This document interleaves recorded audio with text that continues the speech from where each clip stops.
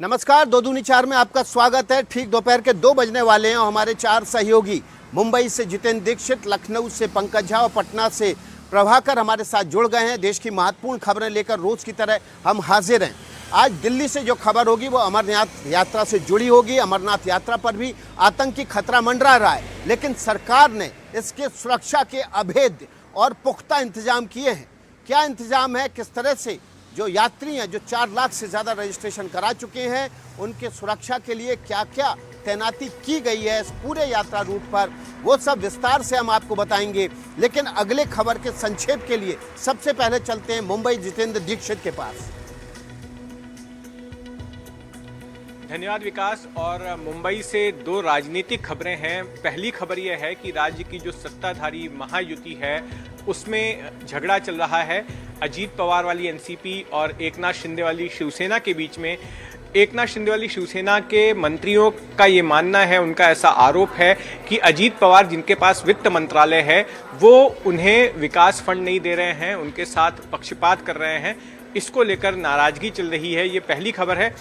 दूसरी खबर केंद्र का जो विपक्षी गठबंधन है इंडिया, उससे जुड़ी हुई है।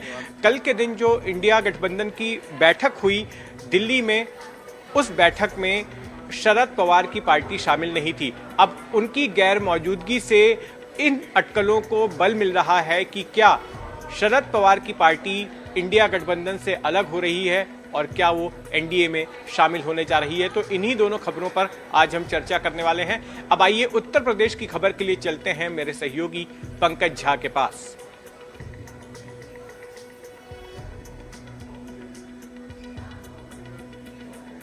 तैयार है क्योंकि मर्यादा पुरुषोत्तम राम का कल आगमन हो रहा है। शुभ मुहूर्त 11:25 से लेकर 11:40। अभिजात मुहूर्त में मर्यादा पुरुषोत्तम राम और उनके साथ पूरे राम दरबार, मां जानकी और राम जी के भाई लक्ष्मण भरत शत्रुघ्न की प्राण प्रतिष्ठा की जाएगी। इसके अलावा 6 और मंदिरों में भी प्राण प्रतिष्ठा का समारोह होगा। आज विशेष जो कार्यक्रम है वो राम मंदिर के अंदर में राम दरबार को आज भ्रमण कराया जाएगा मंदिर के चारों तरफ। तो कैसी है अयोध्या की छटा, आज जब पूजा अनुष्ठान का दूसरा दिन है और कल है वो विशेष दिन, स्पेशल दिन जिसे कहा जा सकता है 5 तारीख। तो हम चलेंगे अयोध्या अपनी सहयोगी सिकता के पास और देखेंगे कि क्या हो रहा है अयोध्या में और क्या तैयारी है अयोध्या में भक्तों की तरफ से और राम जन्मभूमि ट्रस्ट की तरफ से। आगे की खबरों के लिए चलते हैं प्रभाकर के पास।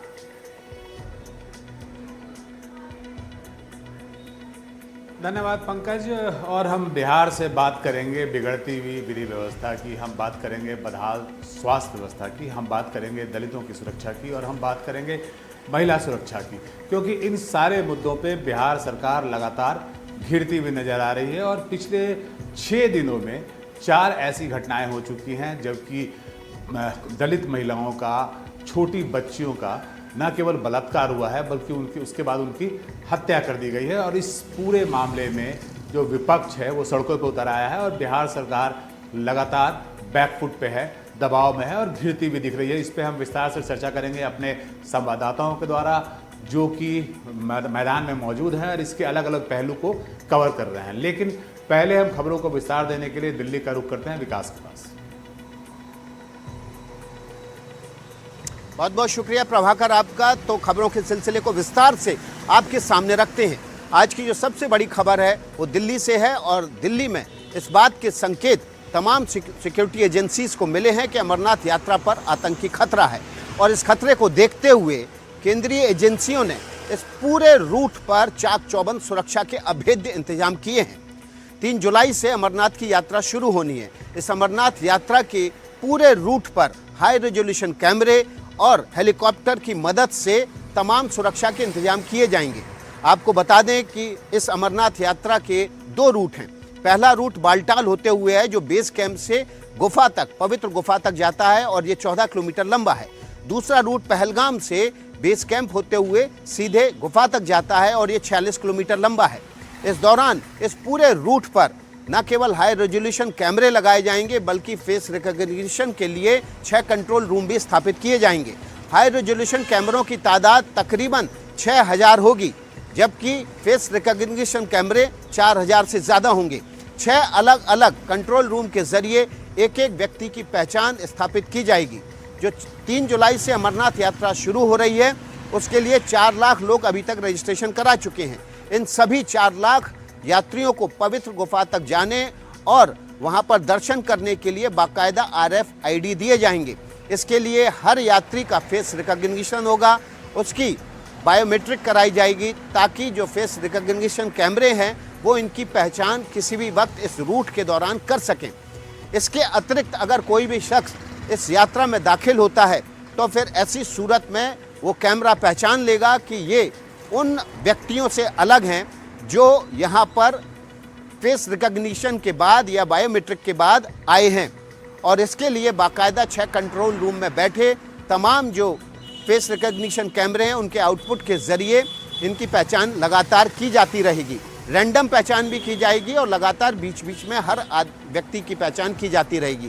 पूरे सुरक्षा इंतजाम इस रूट पर किए गए हैं। इसके लिए हेलीकॉप्टर की तैनाती की जाएगी। इसके अलावा 500 बटालियन सुरक्षा एजेंसियां वहां पर सैन्य बलों की, अर्धसैनिक बलों की तैनाती करेंगी। जम्मू कश्मीर पुलिस के जवान भी इस पूरी यात्रा रूट में तैनात होंगे और लगातार पूरे रूट की निगरानी हेलीकॉप्टर के जरिए की जाएगी। हमारे सहयोगी मुकेश सेंगर ने जम्मू के डीसी से बात की है। जम्मू के डीसी सचिन वैश्य आपको इस पूरे यात्रा रूट और वहां पर होने वाले इंतजामों की सीधी जानकारी देंगे। तो सुनवा देते हैं आपको मुकेश सिंह सेंगर की सचिन वैश्य जम्मू के डीसी से बातचीत। पहलगाम आतंकी हमले को 1 महीना बीत चुका है। अब जो अमरनाथ यात्रा होने को है उसको लेकर सुरक्षा एजेंसियां अलर्ट हैं। इस वक्त मैं हूं जम्मू में और यहां पर जो यात्री निवास है वहां पर अमरनाथ यात्रा को देखते हुए जो सुरक्षा इंतज़ाम हैं वो लगातार चल रहे हैं। इस वक्त जम्मू के तमाम जो अधिकारी हैं, यहाँ के डीसी हैं, एसएसपी हैं, साथ में अर्धसैनिक बलों के जो अधिकारी हैं वो लगातार सुरक्षा का जायजा भी ले रहे हैं और अमरनाथ यात्रा को लेकर जो तैयारियां हैं वो भी की जा रही हैं, जिससे कि अमरनाथ यात्रा के दौरान श्रद्धालुओं पर किसी भी तरह का कोई आतंकी हमला ना होने पाए, कोई गड़बड़ी ना होने पाए, उसको देखते हुए लगातार जो तैयारियां हैं वो जारी हैं। जो यात्री हैं, जो श्रद्धालु हैं, वो जम्मू के यात्री निवास से ही यहाँ से जो पहला जत्था है वो रवाना होता है और 3 जुलाई को जो पहला जत्था है वो रवाना होगा। उसको देखते हुए यहाँ पर जो तैयारियाँ हैं वो लगातार की जा रही हैं। इस पूरे कंपाउंड को सीसीटीवी से लैस कर दिया गया है। इस पूरे कंपाउंड को सजाया संवारा जा रहा है ताकि श्रद्धालुओं को यहाँ पर कोई असुविधा ना हो। और जैसा मैंने कहा कि 3 जुलाई को यहाँ से पहला जत्था रवाना होगा, तो उसको देखते हुए सुरक्षा के लिहाज से तमाम जो इंतज़ाम हैं वो तो किए ही जा रहे हैं, लेकिन जो बाकी इंतज़ाम हैं यात्रियों की सुविधा के हिसाब से वो किए जा रहे हैं। ये सामने यहाँ पर यात्री यहाँ से गुजरेंगे तो यहाँ पर भी तमाम जो काम है वो पूरा कर दिया गया है और जो ये पूरी यात्री निवास है, जो कंपाउंड है, उसकी साफ सफाई का जो काम है वो जारी है। तो ये यात्रियों की सुविधा के लिए सारी तैयारियां की जा रही हैं। मैं कोशिश करता हूं यहाँ के डीसी से बात करने के लिए। सर, सचिन सर, क्या क्या तैयारियां सर की गई हैं यात्रा के लिए? ये तैयारियां पिछले साल के जो चीज़ें थी उसमें हमने ऐड ऑन ही किया है और जो यात्रियों की संख्या देखकर इस बार तैयारियां बढ़ाई जा रही हैं और साथ ही साथ बेहतर सुविधा मिल सके यात्रियों के लिए, तो उसके पूरे प्रयास किए जा रहे हैं। पहलगाम में अटैक हुआ उसके बाद क्या कुछ तैयारियों में बदलाव किया गया है, खासतौर से सुरक्षा के लिहाज से भी? अन्य तैयारी सुरक्षा के व्यापक तो इंतजाम किए जा रहे हैं, पर हमारा मेन प्रायोरिटी है कि सुरक्षा के साथ साथ जो लोग हैं उनको बहुत अच्छे से एक्सपीरियंस रहे यात्रा का, उस पर हमारा विशेष ध्यान दिया जा रहा है। तो आपने मुकेश सिंह सेंगर की रिपोर्ट देखी। जम्मू के डीसी सचिन वैश्य बता रहे हैं कि किस तरह से यात्रा को लेकर सुरक्षा के अभेद्य इंतजाम किए गए हैं। इस दौरान इस पूरे रूट की सबसे खास बात यह है कि 3D मैपिंग की जा रही है। 3D मैपिंग के ज़रिए इस पूरे रूट पर पहाड़, चलने की जगह, जंगल, खाई, हर चीज़ जो सुरक्षा एजेंसियों के सिस्टम पर पल भर झपकते ही 1 सेकंड के 1 क्लिक से आ जाएगी।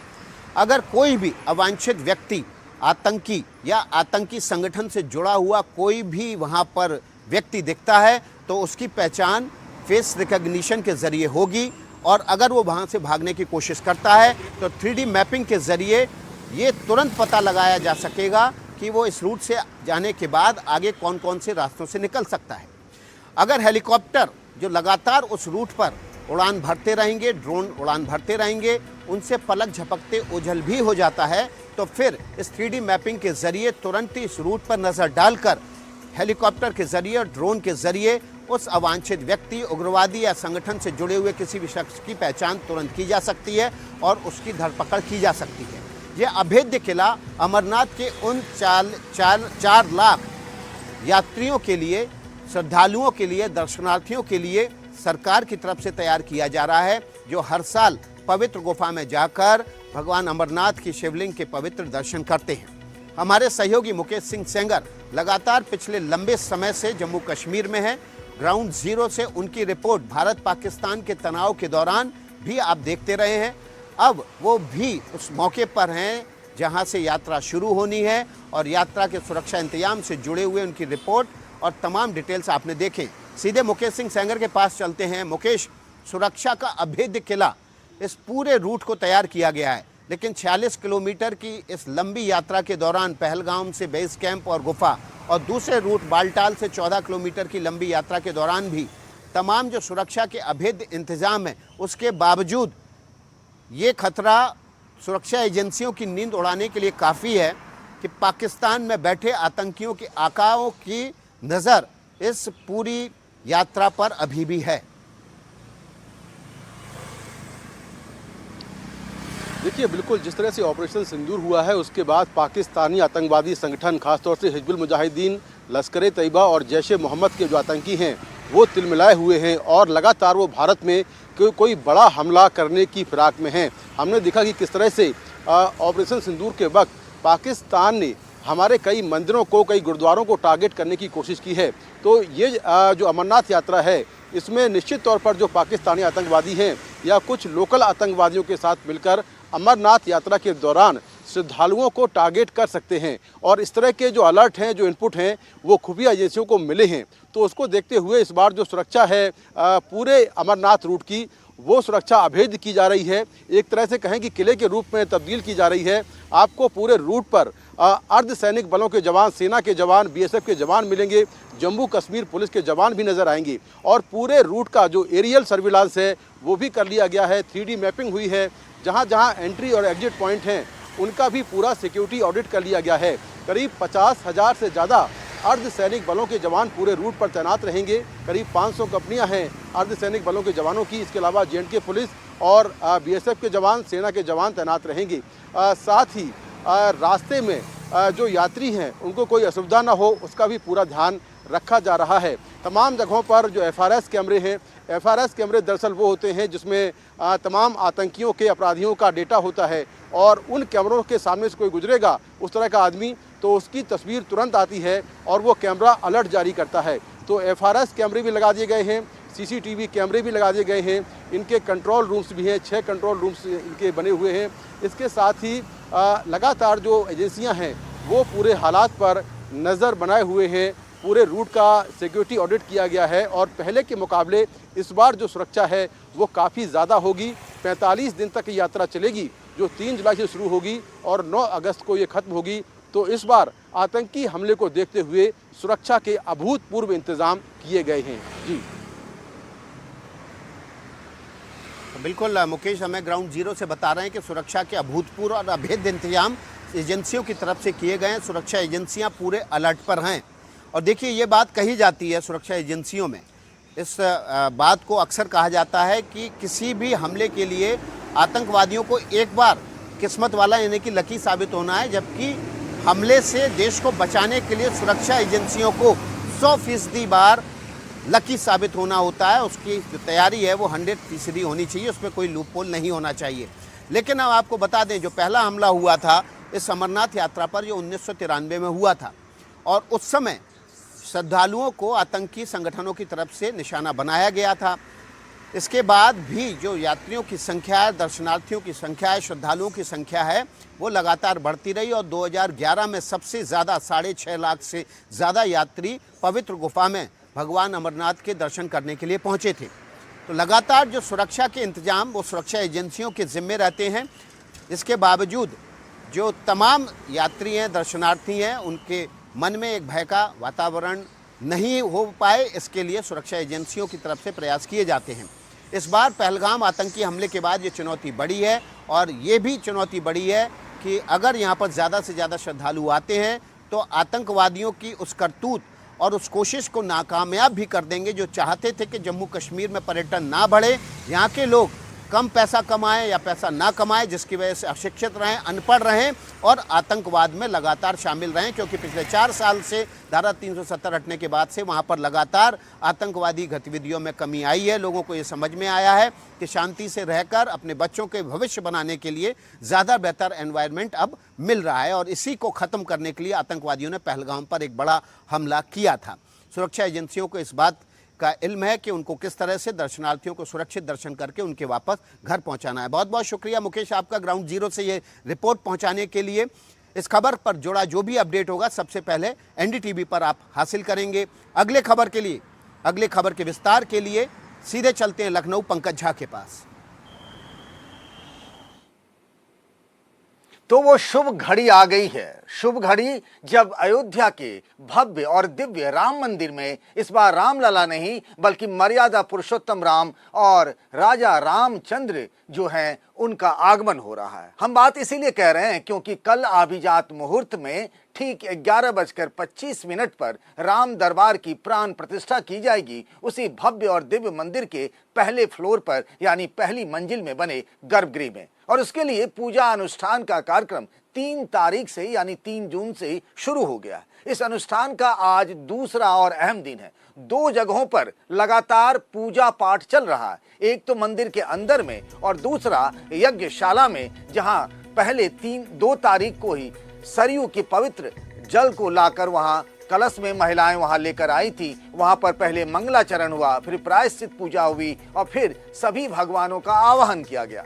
राम दरबार के साथ साथ 6 और मंदिरों की भी प्राण प्रतिष्ठा की जाएगी, जिसे देवालय कहा जा रहा है। लेकिन ये सब मंदिर के फर्स्ट फ्लोर पर नहीं बल्कि परकोटे में यानी मंदिर के चारों ओर बनी दीवारों पर जो है वहां पर इन मंदिरों में भगवानों की प्राण प्रतिष्ठा की जाएगी। 8वां मंदिर जो है उनमें प्राण प्रतिष्ठा नहीं की जाएगी क्योंकि वहां महर्षि वाल्मीकि, सबरी, निषाद राज ऐसे राम भक्तों की मूर्ति लगी हुई है। तो ये भगवान नहीं है बल्कि महापुरुष हैं, इसीलिए इनकी प्राण प्रतिष्ठा नहीं की जाएगी। राम दरबार में राम के अनन्य भक्त जिन्हें परम भक्त कहा जाता है हनुमान जी की भी मूर्ति कही लगेगी।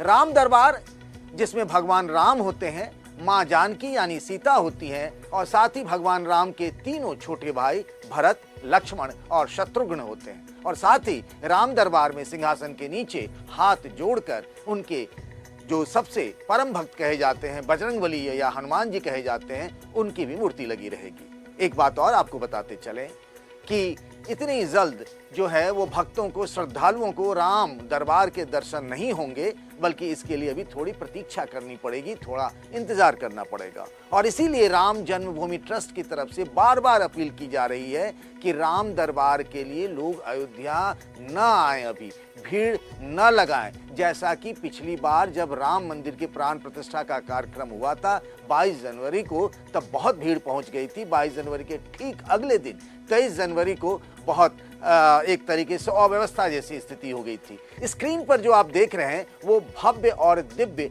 राम मंदिर है, अयोध्या का वो राम मंदिर। उसमें आपको बताएं कि शिखर पर स्वर्ण कलश भी जड़ित कर दिया गया है और जो 3 मंजिल है, एक तो ग्राउंड फ्लोर हो गया जहां पर रामलला है और वो रामलला भी हैं जो मूर्ति पहले लगी हुई थी जब टेंट में सालों तक भगवान राम को रहना पड़ा। भक्तों की भीड़ आसपास के इलाकों से अभी से जुटने लगी है और सब दर्शन करने को आतुर हैं, देखना चाहते हैं राम मंदिर में आखिर क्या हो रहा है।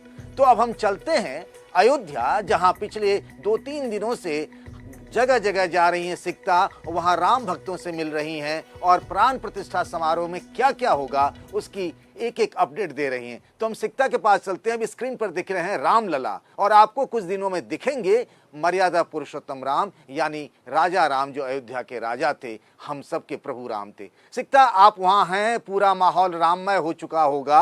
अभी वहां क्या चल रहा है अयोध्या की नगरी में राम दरबार की प्राण प्रतिष्ठा को लेकर, जरा डिटेल में बताइए प्लीज। जी, पंकज, कल मुझे मौका मिला था राम मंदिर में अंदर जाने का। हालांकि हम वहीं तक जा पाए जहां आम श्रद्धालुओं को जाने की इजाज़त है। तो रामलला के दर्शन हुए, रामलला के मंदिर तक हम पहुंचे और जब हमारी जो एंट्री हुई थी, बिल्कुल एंट्री पॉइंट पर वहां पर 2 मंडप बनाए गए हैं। एक यज्ञ मंडप है और एक मंत्रों के लिए अलग से मंडप बनाया गया। तो एक मंडप पर लगातार वैदिक जो आचार्य हैं वो मंत्र उच्चारण करते हैं और दूसरे में जो 9 होम के लिए जो 9 कुंड बनाए गए हैं उसमें लगातार सुबह से ही पिछले 2 दिनों से, कल और आज में लगातार होम हो रहा है। तो ये अंदर की जो व्यवस्था है वो हमको देखने को मिली। हालांकि सारे मंदिर को बहुत अच्छे से लाइटों से बहुत सुंदर तरीके से सजाया गया था। परिकोटे में बने जो मंदिर है उनके ऊपर ध्वज लगा दिया गया है, ध्वज की भी पूजा हुई है और सारे जो मंदिर हैं, जो 7 मंदिर हैं और जो राम मंदिर, वहाँ पर तो ध्वज को स्थापित कर दिया गया है। कल रात बताया गया कि जो मूर्तियां हैं जिनकी पूजा की जा रही है, जिनकी प्राण प्रतिष्ठा कल होनी है, उनको कल रात उनको जलाधिवास में रखा गया, यानी कि मूर्तियां पानी में रखी गई थी और आज गणेश पूजा के साथ ही पूरे अनुष्ठान आज शुरू हो गए। जैसा कि आप भी दर्शकों को बता रहे हैं, प्रचार प्रसार इस बार बहुत कम हुआ है ट्रस्ट के ज़रिए इस प्राण प्रतिष्ठा के लिए और अपील भी की जा रही है क्योंकि मौसम बहुत ख़राब है, इसलिए ज़्यादा तादाद में यहाँ पर श्रद्धालु ना पहुँचे, ये कोशिश है। क्योंकि इस तरह का इंतज़ाम इस वक्त यहाँ नहीं है अयोध्या में। जो आम श्रद्धालु हैं रामलला के दर्शन के लिए, जो पहले से योजना बना चुके हैं, पहले से प्लान कर चुके हैं, वो लोग ही इस वक्त आ रहे हैं। प्राण प्रतिष्ठा हो रही है ऐसा सोचकर ज़्यादा लोग हमें नहीं मिले। हालांकि जो आए हैं वो रुकना चाहते हैं 5 तारीख तक और ये उम्मीद लगाए बैठे हैं कि अगर मौका मिले तो हम अंदर जाकर राम दरबार भी देखकर ही अयोध्या से लौटें। और इस वक्त मैं एयरपोर्ट में, पंकज, इसलिए हूँ क्योंकि कुछ ही देर में एरल मस्क जो हैं वो राम मंदिर में दर्शन के लिए अयोध्या पहुंचने वाले हैं। इसीलिए यहाँ पर आप देख सकते हैं मेरे पीछे काफ़ी भीड़ है, सुरक्षा के इंतज़ाम है, मीडिया टीम्स भी मौजूद हैं। एरल मस्क का अराइवल किसी भी वक्त हो सकता है। तो बड़े नाम में इस प्राण प्रतिष्ठा को लेकर अभी कुछ नहीं। एरल मस्क जो एक डिग्नेटरी हैं, फॉरेन डिग्नेटरी, वो आ रहे हैं अपने प्राइवेट विजिट के लिए, अपने प्राइवेट दर्शन के लिए और कल मुख्यमंत्री योगी आदित्यनाथ आएंगे और उनकी उपस्थिति में ही प्राण प्रतिष्ठा होगी। 11:25 से 11:40 का ये मुहूर्त है, अभिजीत मुहूर्त, जिसमें भगवान के आँखों में से जो पट्टी है वो उतारी जाएगी और ये कहा जाता है कि जब वो पट्टी उतरती है तो भगवान हमारे इस संसार को देख पाएंगे। तो ये एक फाइनल अनुष्ठान होगा और प्राण प्रतिष्ठा हो जाएगी और सभी मूर्तियां अपने अपने मंदिरों में कल स्थापित हो जाएंगी। और आज जब ये अनुष्ठान ख़त्म होगा पंकज, तो उनको जो मूर्तियां हैं उनको शैया अधिवास में रखा जाएगा, यानी कि सभी मूर्तियों को सुला दिया जाएगा। क्योंकि आप जब सजीव होते हैं, जब आप जीवित होते हैं तो आप सोते हैं फिर जागते हैं। तो आज जब सभी मूर्तियां जीवित हो जाएंगी अनुष्ठानों के जरिए तो उन्हें आज सुला दिया जाएगा और कल फिर एक बार स्नान के बाद उन्हें स्थापित किया जाएगा और प्राण प्रतिष्ठा होगी। जी पंकज, बहुत बहुत धन्यवाद, आपने अयोध्या के बारे में इतने विस्तार से बताया। और ये भारत के सनातन धर्म की शक्ति है और उसका सामर्थ्य है कि एलन मस्क के पिता एरल मस्क भी रामलला के दर्शन के लिए आ रहे हैं। और जैसा सिक्ता ने बताया कि इस बार के 5 जून को राम दरबार के होने वाले प्राण प्रतिष्ठा समारोह में कोई बहुत बड़े मेहमान नहीं आ रहे हैं। मुख्यमंत्री योगी आदित्यनाथ इस अभिजात मुहूर्त में रहेंगे। बहुत बहुत धन्यवाद सिक्ता, आप हमसे जुड़ी। और ये भी बताते चलें कि बार बार अपील की जा रही है कि श्रद्धालु अयोध्या में भीड़ न लगाएं और किसी भी आतंकी खतरे से या अनहोनी से निपटने के लिए STF और ATS की टीम भी अयोध्या में लगा दी गई है। तो अयोध्या से आज बस इतना ही। अब हम चलते हैं जितेंद्र दीक्षित के पास मुंबई। धन्यवाद पंकज जी। और महाराष्ट्र से 2 राजनीतिक खबरें हैं। एक खबर है महाराष्ट्र के सत्ताधारी गठबंधन से जुड़ी हुई और दूसरी खबर है केंद्र के विपक्षी गठबंधन से जुड़ी हुई। तो पहले बात करते हैं महाराष्ट्र की। महाराष्ट्र का जो सत्ताधारी गठबंधन है जिसका नाम है महायुति, उसके 2 बड़े घटक दलों के बीच में टकराव हो रहा है। एक है एकनाथ शिंदे वाली शिवसेना और दूसरी अजीत पवार वाली NCP। टकराव का कारण यह है कि अजीत पवार वाली NCP के ऊपर आरोप लगाया है एकनाथ शिंदे वाली शिवसेना ने कि उनके साथ में पक्षपात किया जा रहा है। उप मुख्यमंत्री अजीत पवार महाराष्ट्र के वित्त मंत्री भी हैं और एकनाथ शिंदे वाली शिवसेना का यह कहना है कि जो विकास फंड को बांटा जाता है, जो उसका बंटवारा होता है, तो उसमें जो एकनाथ शिंदे वाली शिवसेना के मंत्री हैं उनके विभागों को काफ़ी कम फंड दिया जा रहा है और फंड को बांटने में पक्षपात किया जा रहा है या फंड नहीं भी दिया जा रहा है। तो इस तरह के आरोप हैं और ये आरोप कोई पहली बार नहीं लगा है।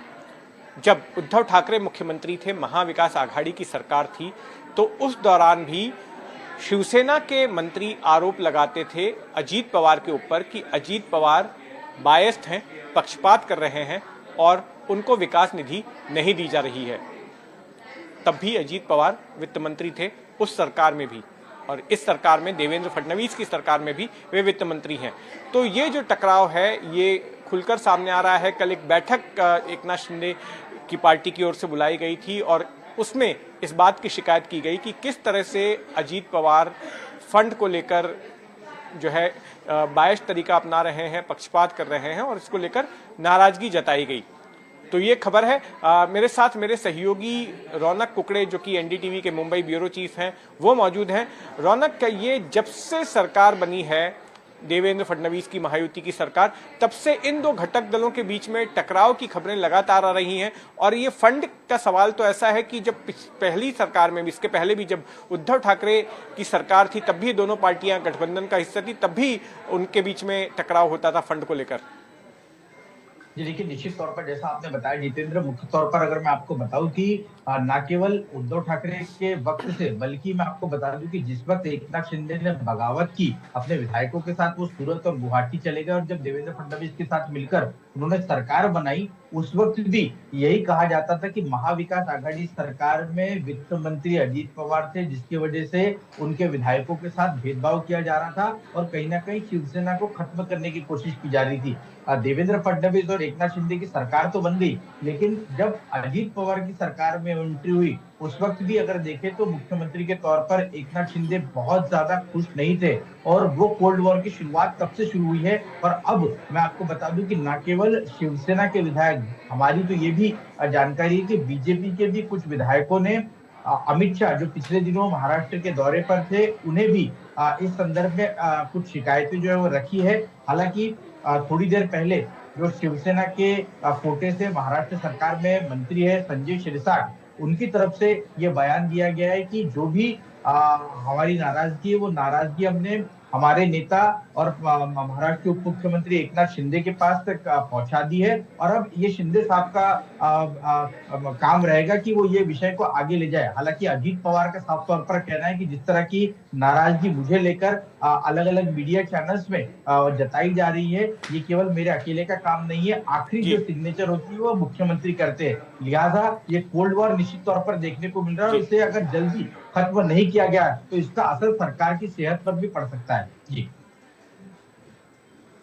जी बिल्कुल। तो अजीत पवार जो है वो पूरा गेंद जो है देवेंद्र फडणवीस के पाले में डाल रहे हैं कि जो भी हो रहा है उनकी सहमति से हो रहा है, लेकिन आरोपों के घेरे में बार बार अजीत पवार ही आते हैं, खास करके एकनाथ शिंदे की शिवसेना की ओर से। रौनक, आप बने रहे, अब हम दूसरी खबर की तरफ चलते हैं। दूसरी खबर यह है कि केंद्र का जो विपक्षी गठबंधन है इंडिया, उसके बीच भी जो है एक तरह से फूट की खबर आ रही है और फूट इस तरह से कि जो शरद पवार की पार्टी है एनसीपी एसपी, कल एक बैठक बुलाई गई थी कॉन्स्टिट्यूशन क्लब में दिल्ली में और बैठक का मुद्दा ये था कि सरकार से मांग की जाए कि ऑपरेशन सिंदूर को लेकर एक विशेष संसद का सत्र बुलाया जाना चाहिए।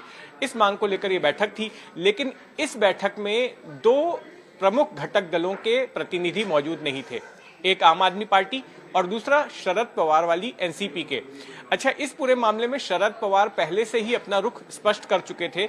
उनका ये कहना था कि ऑपरेशन सिंदूर जैसे सैन्य ऑपरेशन को लेकर संसद में चर्चा नहीं होनी चाहिए। उनका कहना था कि मैं खुद रक्षा मंत्री रह चुका हूं देश का और ऐसे में मेरा यह मानना है कि सुरक्षा से जुड़ी बातचीत जो है संसद में नहीं होनी चाहिए, इस तरह का सत्र नहीं बुलाया जाना चाहिए। दूसरा ये कि जो उद्धव ठाकरे वाली शिवसेना थी, जो प्रतिनिधि मंडल सांसदों के भेजे जा रहे हैं अलग अलग देशों में, उसका भी विरोध किया था। संजय राउत का बयान आया था कि ये सारा कुछ नहीं किया जाना चाहिए, हालांकि उनकी अपनी पार्टी की सांसद भी उसमें शामिल हुई। तो शरद पवार ने उसका समर्थन किया और कहा कि इस तरह से जो प्रतिनिधि मंडल हैं उनको भेजकर सरकार ठीक कर रही है। तो इंडिया अलायंस के जो प्रमुख घटक दल हैं वो जिन मुद्दों को उठाते थे, शरद पवार उनके विपरीत अपना इंडिपेंडेंट स्टैंड ले रहे हैं और कल जो इतनी अहम बैठक हुई उसमें उनकी पार्टी मौजूद नहीं थी।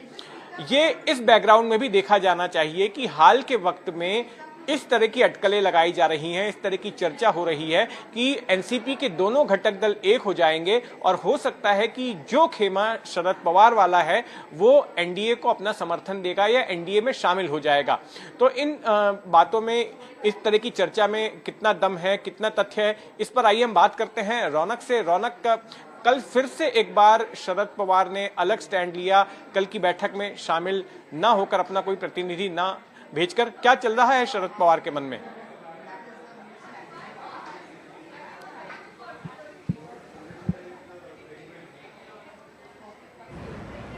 अपने प्रतिनिधि नहीं बैठते और सुप्रिया सुले जो केंद्र सरकार ने डेलीगेशन भेजा है उसको लीड कर रही है। ऑपरेशन सिंदूर की कहीं ना कहीं दूसरे देशों में जाकर तारीफ भी कर रही है। तो मुख्य तौर पर जो कयास और पर्दे के पीछे महाराष्ट्र के जो राजनीति देखने को मिल रही है उससे साफ तौर पर ये लग रहा है कि कहीं ना कहीं कुछ पकता नजर आ रहा है और हो सकता है कि शरद पवार की पार्टी जल्द ही एनडीए का हिस्सा भी हो सकती है। इस तरह की भी अटकलें जो है महाराष्ट्र में, हालांकि आधिकारिक तौर पर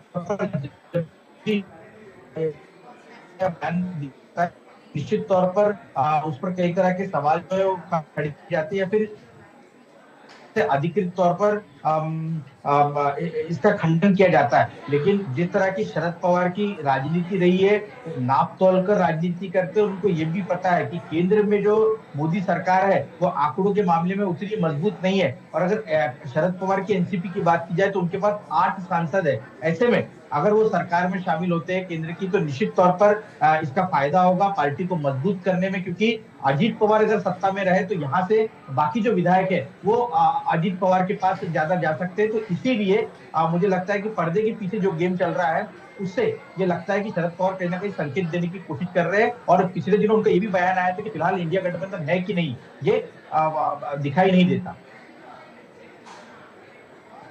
जी बिल्कुल रौनक, का धन्यवाद इस जानकारी के लिए। सही है, शरद पवार की राजनीति को समझना एक टेढ़ी खीर है। संजय राउत जो शिवसेना यूबीटी के सांसद हैं, उन्होंने अब से 5 साल पहले एक बयान दिया था और कहा था कि शरद पवार को समझने के लिए 100 जन्म लेने पड़ेंगे। और जिस तरह से शरद पवार तमाम मुद्दों पर अपना रुख अख्तियार करते हैं तो उससे उनकी बात सच होती नजर आती है। खैर, अब आइए बिहार की खबर के लिए चलते हैं मेरे सहयोगी प्रभाकर के पास। धन्यवाद जितेंद्र। और हम बिहार में इससे पहले कि चर्चा शुरू करें, अभी आप अपने दर्शकों को बता दें कि अभी बिहार में जो कांग्रेस के कार्यकर्ता हैं, जो कांग्रेस के नेता हैं, उन्होंने दलित बच्ची के साथ जो बलात्कार और हत्या का मामला हुआ है उस मामले में बिहार के स्वास्थ्य मंत्री मंगल पांडे के घर का घेराव किया है। और अभी हम जब बात कर रहे हैं तो वो घेराव जो है मंगल पांडे के सरकारी आवास का घेराव किया गया। हालांकि जो स्वास्थ्य मंत्री मंगल पांडे हैं वो अभी पटना में मौजूद नहीं हैं, वो बाहर के दौरे पे हैं। लेकिन विरोध के रूप में कांग्रेसकर्ताओं ने मंगल पांडे के आवास का घेराव किया है। पिछले 4 दिनों से कांग्रेस लगातार सड़क पे उतरी हुई है और इस मामले में जो दलित बच्ची के साथ जो जघन्य अपराध की घटना हुई है उस मामले में लगातार जो है कांग्रेस सड़कों पे उतर के प्रदर्शन कर रही है। और आप देख सकते हैं कैसे पुलिस के साथ जो कार्यकर्ता हैं, कांग्रेस कार्यकर्ता हैं, उनकी भिड़ंत हो रही है। ये मंगल पांडे जो बिहार के स्वास्थ्य मंत्री हैं, बीजेपी कोटे से आते हैं, उनका सरकारी आवास है और उस आवास का कांग्रेस घेराव कर रही है। कांग्रेस ने अभी आज सुबह राज्यपाल से भी मुलाकात की थी। कांग्रेस और जन स्वराज पार्टी, इन दोनों ने मुलाकात की थी। दोनों ने इस पे ज्ञापन भी सौंपा है राज्यपाल को। और लगातार जो है कांग्रेस और जो विपक्षी दल हैं वो मांग कर रहे हैं कि बिहार में जो स्वास्थ्य मंत्री हैं उन्हें इस्तीफ़ा देना चाहिए, क्योंकि ये जो दलित बच्ची के साथ जो जघन्य घटना हुई है, इस घटना में स्वास्थ्य विभाग की बड़ी लापरवाही सामने आई है। पहले इस बच्ची को जो घायल अवस्था में थी, बुरी तरह घायल थी, बलात्कार के बाद जब इसके गले पर प्रहार किया गया था तो उसे मुजफ्फरपुर के SKMCH हॉस्पिटल में ले गया था। वहाँ उसका इलाज नहीं हो पाया, उसे काफ़ी देर इंतज़ार करना पड़ा और उसके बाद बेहतर इलाज के लिए उसे पटना के PMCH में रेफ़र किया गया। वहाँ पर भी जैसा बता रहे हैं कि सूत्र की लगभग 6 घंटे के आसपास वो एम्बुलेंस में बच्ची पड़ी रही, तड़पती रही और 6 घंटे के बाद जब लोगों ने उसमें इंटरवीन किया इस मामले पे, तब जाके उस बच्ची का इलाज शुरू हो पाया और अगले दिन उस बच्ची ने दम तोड़ दिया, सिस्टम से वो हार गई। तो इस मुद्दे पे लगातार विपक्ष हमलावर है। विपक्ष जो मुद्दे उठा रहा है वो मुद्दे उठा रहा है दलितों की सुरक्षा का, वो मुद्दे उठा रहे हैं महिलाओं की सुरक्षा का, और जो बिहार में बिगड़ती हुई कानून व्यवस्था है, जो चरमराई हुई स्वास्थ्य व्यवस्था है, उसकी बात हो रही है। तो आज इसी मुद्दे पे जो मुजफ्फरपुर में जो दलित बच्ची के साथ जो जघन्य हत्याकांड हुआ है, जो बलात्कार की घटना हुई है, उस पर हमारे संवाददाता रमन राय जो है जा पहुँचे ग्राउंड जीरो पे उस गांव में जहां वो बच्ची रहती थी और उनके गांव के लोगों से, परिजनों से बातचीत की। तो पहले चलिए आपको वो सुनाते हैं, उसके बाद हम अपने संवाददाता रमन राय और शिवम कुमार दोनों से बातचीत भी करेंगे। क्या चाहते हैं आप लोग, इस गांव में रहते हैं, सबसे पहले तो ये बताइए कैसे वो घटना हुई थी, क्या आप लोगों ने मंजर देखा था? ये जी घटना हुआ तो एक लड़का आया, वो बच्ची को भूला फुसला कर खिलौने खिलाने के बहाने उठा कर ले गया। तो चलो ये चीज़ खिलाते हैं, वो चीज़ खिलाते हैं। ले जाने के बाद मेरा गांव के आसपास में रामपुर चौक है, वहाँ पर भी गया, वहाँ पर भी खिलाया उसको। उसके बाद वो बच्ची डर गया से हाँ हमको खिला इतना खिला, हमको घर पहुँचा दीजिए। वो बोला तो ठीक है पहुँचा देते हैं। वहाँ ले जाने के बाद हुआ क्या, वो चोर में ले गया। चोर में ले जाने के बाद उसके साथ हत्या कर दिया, रेप कर दिया, गला पूरा काट दिया गया, सीना चीर दिया, ये सब कर दिया गया। उसके बाद हम लोग बच्ची को खोजे, बच्ची के रोड के साइड में हत्या किए हुआ था। लमसम रोड से 150-200 मीटर अंदर बच्चा के ले गया था। बच्चा अपने से चल कर आया हुआ था रोड पर, ये सब बताया था बच्चा। घटना के बाद जब आप लोग SKMCH में गए एडमिट कराने, तो वहाँ पर इलाज कैसे चल रहा था? क्या वहाँ पर सही तरीके से ट्रीटमेंट हो रहा था बच्ची का? सही तरीके से हो रहा था, सही तरीके से हो रहा था, अच्छा भी हो गया था वहाँ पर। और वहाँ पर डॉक्टर के जैसे कि सुधार नहीं हुआ, वो सोचा वो लोग कि हमसे अब कंट्रोल नहीं होने वाला है, तो बोला कि दूसरा हॉस्पिटल में एडमिट कीजिए। वहाँ PMCH में क्या दिक्कत आई? जैसा कि हम लोग देखे कि SKMCH में बहुत अच्छा इलाज चला, बहुत बहुत बहुत बढ़िया। 90% हम लोग का विश्वास था सब बच्ची मेरा सही हो जाएगा। और डॉक्टर बोला से हाँ बेटा यहाँ जो हम लोग का करना था, इस पर ट्यूब लगा दिए हैं बच्ची के जीने के लिए, अब इसका पूरा सर्जरी ऑपरेशन होगा तो बच्ची बोल पाएगा। इससे अच्छा, इससे बेहतर PMCH या पटना में कोनो हॉस्पिटल है, इसमें अच्छा इलाज होगा। PMCH में कितने घंटे तक एम्बुलेंस में बच्ची पड़ी रही? 4 घंटे तक। 4 घंटे तक 2 घंटा तो जाने एडमिट लेने के बाद 2 घंटा बहुत वो सब लापरवाही किया। 2 घंटे के बाद इलाज चालू किया वो लोग। और ऐसा जगह पे रखा गया था ना कि इतना बदबू मार रहा था, गर्मी भी इतना था कि बच्चा बहुत ज़्यादा छटपटा रहा था। पूरी कुव्यवस्था थी। हाँ 9 बजे तक तो बच्चा आप लोग गांव के लोग हैं, यहाँ के निवासी है, क्या चाहते हैं आप लोग? इतनी बड़ी घटना आपके गांव में हुई है, क्या आप लोग मांग करेंगे? हम लोग मांग यही करेंगे सरकार से कि फांसी उसको हो। तो जो उनके परिजन हैं, जो गांव वाले हैं उस बच्ची के, वो जाहिर तौर पे फांसी की मांग कर रहे हैं। और जिस तरह के जघन्य ये घटना हुई है उसमें मेरा मानना है, मेरा खुद का भी मानना है कि फांसी जो है वो भी एक कम सज़ा है, ये इसमें कड़ी से कड़ी सज़ा मिलनी चाहिए। हमारे संवाददाता रमन राय आज सुबह उस गांव पहुंचे जहां की वो बच्ची थी और उनके परिजनों से बात की। वो ग्राउंड ज़ीरो पर गए, वो SKMCH अस्पताल भी गए, वहाँ पर पुलिस प्रशासन से भी उन्होंने बातचीत की। तो चलिए पहले रमन से बात करते हैं और जानने की कोशिश करते हैं कि अभी तक इस मामले में जो प्रोग्रेस हुआ है वो प्रोग्रेस क्या हुआ है रमन, एक। और दूसरा जो है वो गांव वाले जो हैं वो इसमें और क्या चाहते हैं? वो कड़ी से कड़ी सज़ा चाहते हैं, फांसी की सज़ा चाहते हैं? और इस पूरी घटना के बारे में जो आपको बताया वो क्या था? जी प्रभाकर, साफ तौर से आज NDTV की टीम उस गांव में पहुंचती है जहां पर उस बच्ची के साथ इस तरह के जघन्य अपराध को किया जाता है। गांव के लोग और परिवार के लोग इस घटना से पूरे टूट गए हैं। उनकी मांग है कि सीधे उस आरोपी को फांसी की सज़ा दी जाए और जल्द से जल्द ये सज़ा सुनाई जाए।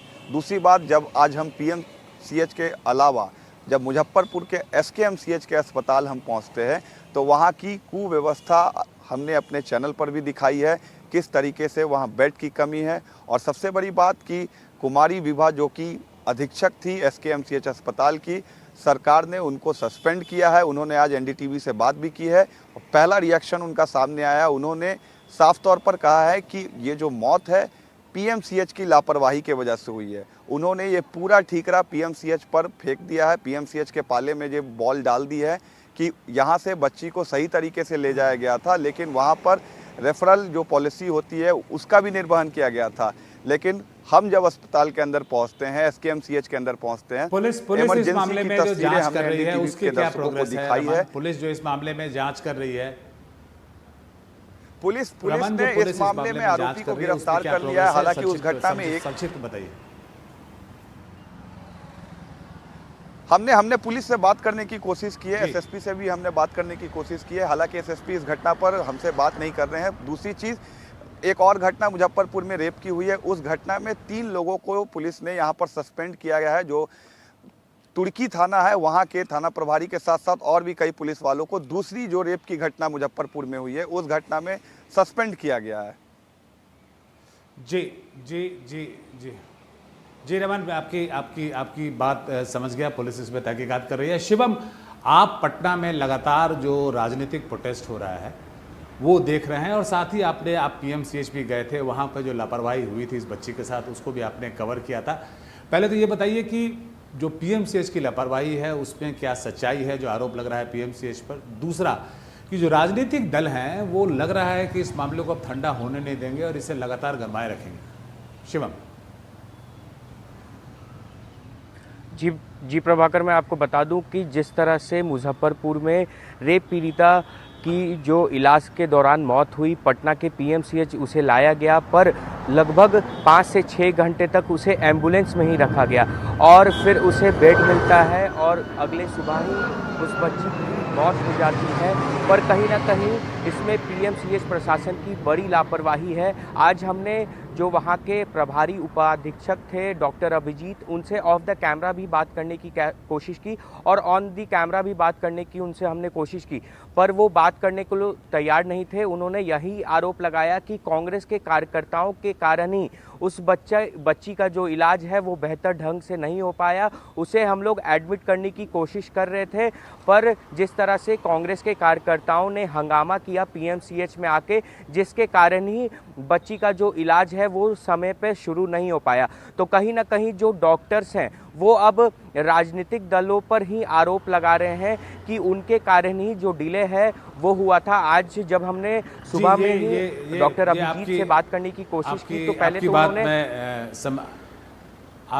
आपकी बात मैं समझ गया शिवम जी, आपकी बात मैं समझ गया कि जो प्रशासन है, जो पीएमसीएच का जो प्रशासन है वो आपसे बात नहीं कर रहा, इस पर सीधा जवाब नहीं आ रहा हमारे पास और वो खुद राजनीतिक दल के ऊपर आरोप लगा रहे हैं। पूरा ठीकरा जो है राजनीतिक दल के ऊपर फोड़ रहे हैं। हमारे पास समय की कमी है इसलिए हम अपने इस चर्चा को यहीं विराम देते हैं, लेकिन एनडीटीवी के दर्शकों को ये आश्वासन देते हैं कि इस खबर पे हमारी पैनी नज़र रहेगी और जिस तरह की जघन्य घटना हुई है उसमें हम इसके हर पहलू की जांच करेंगे और तब तक करते रहेंगे जब तक इसके जो आरोपी हैं उन्हें कड़ी से कड़ी सज़ा न मिल जाए और जैसा उनके परिजन चाहते हैं कि उसे फांसी की सज़ा न मिल जाए। तो बिहार से आज इतना ही और अब वापस चलते हैं दिल्ली विकास के पास। बहुत बहुत शुक्रिया प्रभाकर आपका। तो रोज की तरह ठीक 2 बजे हम 4 सहयोगी देश के अलग अलग कोनों से आपके लिए देश की महत्वपूर्ण खबरें लेकर हाजिर होते रहेंगे।